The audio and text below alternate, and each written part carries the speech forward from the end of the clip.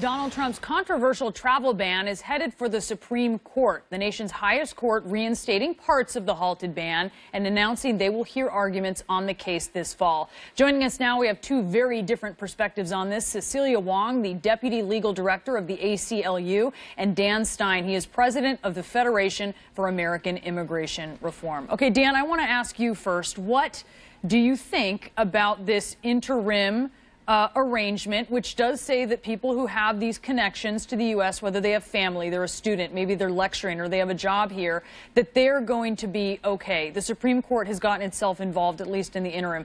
What did you think about that ahead of the Supreme Court taking up the case in a more final matter in the fall? Well, Brianna, this case has always been about what powers Congress has under the Constitution to delegate to the president to protect national security under the immigration law. And the Supreme Court clearly is going to have a big debate about whether or not the plaintiffs in this case even had standing, legal standing, they call it, to bring the case. Because clearly what they've done in this interim decision is said, look, for people with no contact with the United States at all, refugees and others, clearly no standing, not an issue. The executive order is legal. Now, what they've done is left this ambiguous notion of a bona fide relationship, states with universities that have admitted students from overseas or people with family relations, but throwing it back to the lower courts with this very ambiguous standard of what constitutes a bona fide relationship underscores why the judiciary never should have gotten involved in this whole thing in the first place.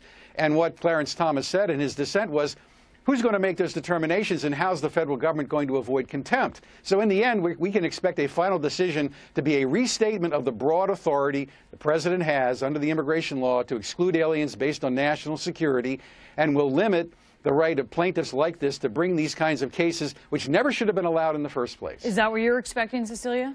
Not at all, Brianna. What we're expecting here is that the Supreme Court is taking up the merits of this case. Not only does the president's executive order violate the statutes that Congress has enacted saying you don't discriminate against people based on national origin, but also does the president's executive order disparage and condemn Muslims because of their religion in violation of the Constitution's Establishment Clause. But at least in the interim, it appears that the court is saying there are certain people, of course, who can come in, Cecilia, but then there are other people that it is, at least in the interim, within the president's right to say, no, you can't. Here's what the court did, and it's very interesting. The court said the plaintiffs who have come forward in these two lawsuits all do have connections to the United States. They're trying to be reunited with family members who are already here, or they've been invited by a U.S. university or other institution to come to the United States either as an immigrant or as a temporary visitor, say as a lecturer at a university. The court said, we're going to narrow the injunction. We're not going to give the president what he's asking for, but we're going to narrow the injunctions that the lower courts have instituted here to say, we're just going to look at the people who are in front of us now. The court was very careful yesterday in its orders not to say a word about the merits of the plaintiffs' claims under the Establishment Clause and under the immigration laws.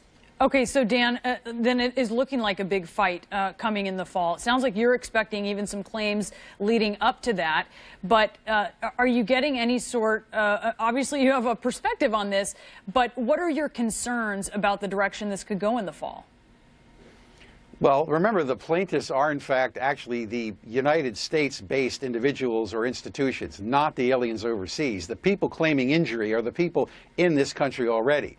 What we are expecting, of course, is for the Supreme Court to understand, to recognize that the judiciary is limited in its ability as an institutional part of the branch of federal government to actually get involved in cases involving national security, war powers, national defense, and overseas immigration security. The Supreme Court has upheld the reduction in refugee admissions, the president's ability to suspend refugee admissions from overseas, and the Supreme Court, in doing this, is certainly sending a clear signal.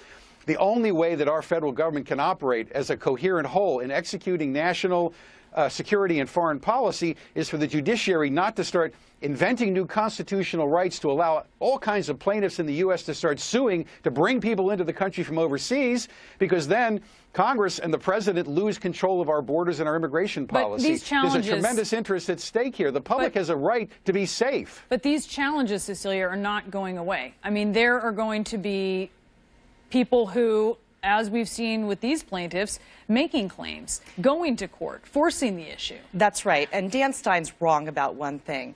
A bipartisan group of former high-level national security officials has come forward in the courts below and has come forward in the Supreme Court again to say there is no national security justification for the president to discriminate against this group of people in this way. The president has said while he was a candidate, again during his presidency, and as recently as June 5th, you know what I meant. I said I was going to ban Muslims from the United States, and that's what I'm doing. And he's reaffirmed that. He's put that issue squarely in front of the court. This is not about national security. I'm doing something as president to carry out my promise to exclude Muslims because of their religion. Well, we will be in suspense until the fall when the court decides if it agrees with the lower courts on that. Cecilia Wong, Dan Stein, thank you to both of you.